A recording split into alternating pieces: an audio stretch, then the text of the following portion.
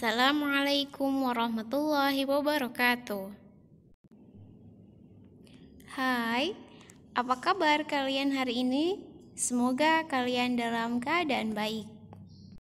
Kali ini kita akan belajar tentang materi taubat. Yang dimaksud taubat ialah kembali. Maksudnya ialah kembali mendekat kepada Allah dengan melaksanakan ketaatan setelah menjauh dari Allah. Nah, pertanyaannya, mengapa kita harus bertaubat? Karena sejatinya manusia pasti memiliki kesalahan. Dan Allah Subhanahu wa Ta'ala Maha penerima taubat. Seperti yang disebutkan di dalam hadis, kullu bani Adam khata wa khairul khata'in at-tawwabun. Artinya, dari Anas bin Malik berkata, Rasulullah Shallallahu alaihi wasallam bersabda, seluruh anak Adam atau manusia itu bersalah, dan sebaik-baik yang bersalah adalah mereka yang senantiasa bertaubat. Taubat yang benar-benar murni dilakukan karena Allah Subhanahu wa Ta'ala disebut dengan taubat nasuha. Dan adapun dari syarat-syarat melakukan taubat nasuha ialah dengan berhenti berbuat maksiat. Kemudian menyesali perbuatan dosa atau salah yang telah dilakukan. Dan berjanji tidak akan mengulangi kesalahan yang sama. Lalu, jika kesalahan itu berkaitan dengan sesama manusia, maka kita diharuskan meminta maaf atas kesalahan yang dilakukan. Dengan bertaubat, berarti ada hal-hal yang perlu kita ubah dalam kehidupan sehari-hari. Di antaranya ialah sholat kita menjadi lebih khusyuk dan kita lebih memperbanyak istighfar, serta akhlak kita menjadi semakin baik. Nah, sudah siap untuk melaksanakan taubat?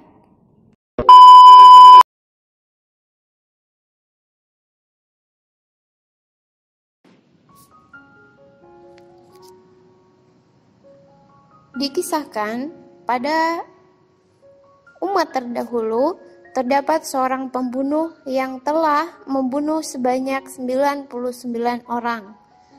Lalu ia mencari orang yang paling alim. Lalu ia ditunjukkan kepada seorang rohib. Saat ia menemuinya, si rohib itu mendapat pertanyaan dari si pembunuh itu. Aku telah membunuh 99 orang.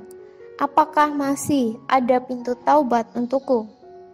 Rohib itu menjawab, tidak.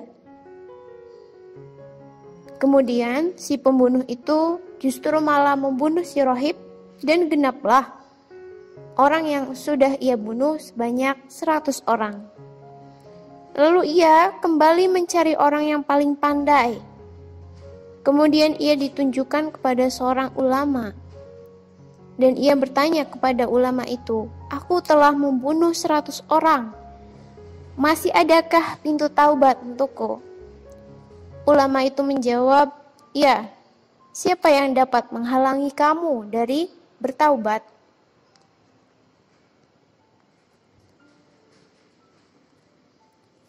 Maka pergilah kamu ke sebuah negeri di mana penduduk di sana menyembah, beribadah kepada Allah.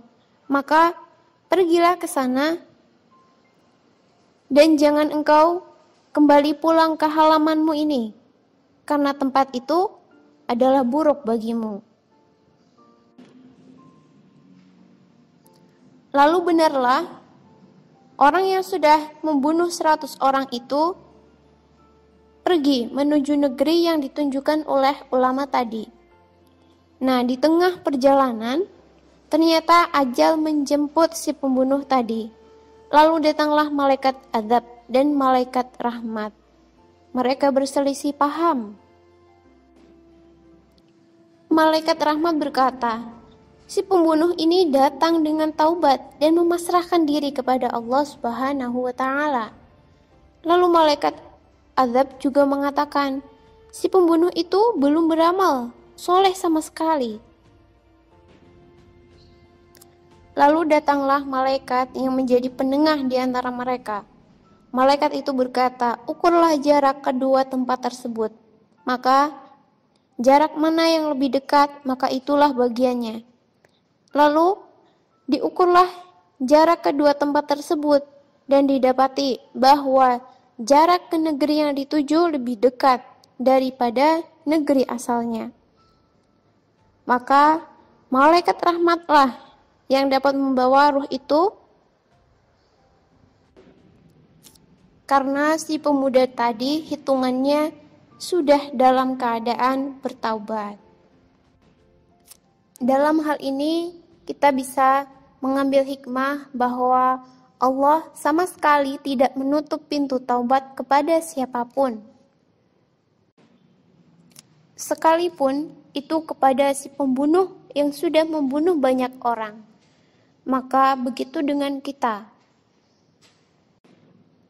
yang tidak mungkin sampai melakukan dosa membunuh seseorang. Maka rajin-rajinlah kita bertaubat kepada Allah. Sering-seringlah kita menyesali kesalahan-kesalahan kecil yang mungkin kita sepelekan. Maka kita sama-sama perlu berusaha membersihkan hati kita dengan cara bertaubat.